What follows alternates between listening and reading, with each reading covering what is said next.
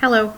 We're going to be doing stratification part 2, and on our handout on the third page you're going to see a part that says rags to riches, and that's what you want to be looking at.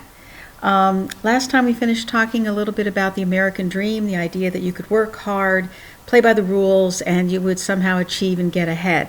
But the reality today is that many people who don't make a lot of money, are in the service industry, make minimum wage, are making wages that are well below what you need to live an average healthy life in America, unfortunately.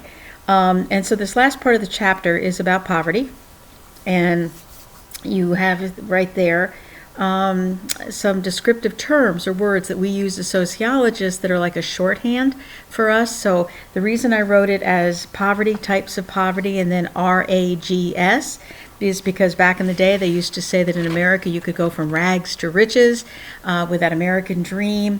And again, some people say it's still out there. Other people would say it's much harder to achieve because when you're poor, it's very hard to get ahead, even if you work very, very hard.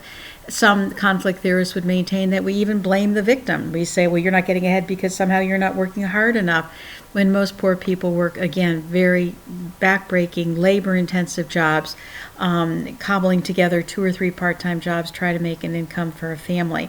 It's not easy with a very low minimum wage. Now, with that rags to riches, each one of those letters stands for a term that we need to know. So the first one is going to be relative. So you want to write that in on your form.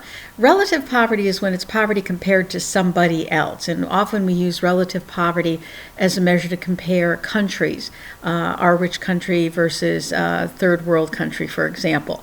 The relative poverty can simply mean that all of us watching this are probably poorer than Bill Gates, but we're also probably richer in terms of that person who's homeless walking down Queen Street right now.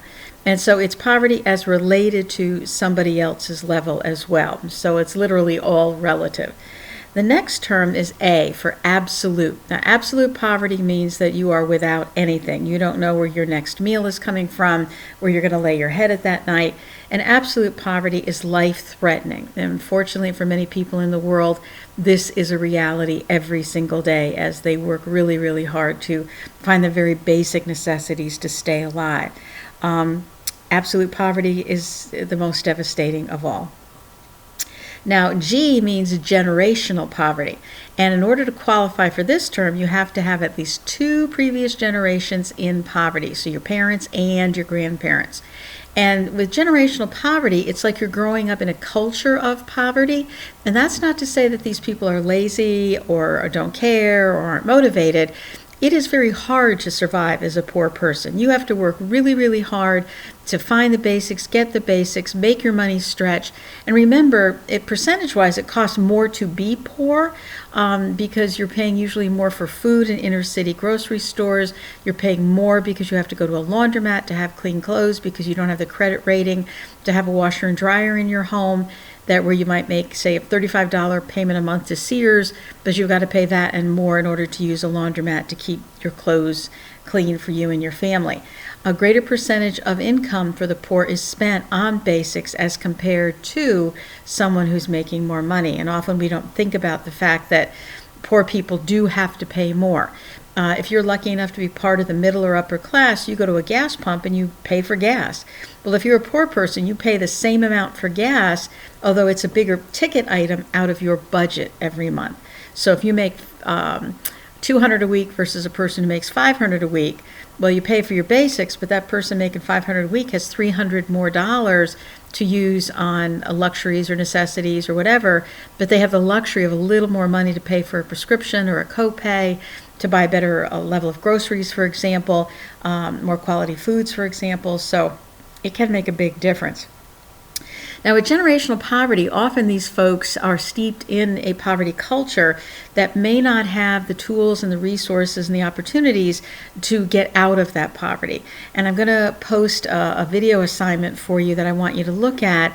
And it's a film called People Like Us. And it comes in little video clips. And you'll see some examples of people who are in generational poverty. Often they don't have the same skill sets as somebody who's in the middle class in terms of language or social capital. They may not get the same resources and help when going to school or to college, for example. They may not even know how to apply for college. It could be that their high schools are so poor and impoverished, or their faculty may not care. They don't see any point in investing in that kid. And so these kids may not know about scholarships and teaching assistant programs and what have you. So they're kind of behind that 8 ball all of their lives, and it doesn't necessarily improve. We can't assume that everybody knows what we know as members of the middle class, for example. They may not have access to technology wherever they live, for example, or the money to buy a computer, because those cost money too. And so generational poverty is very difficult. And after absolute poverty, it's the most difficult to climb out of. And then the last one is going to be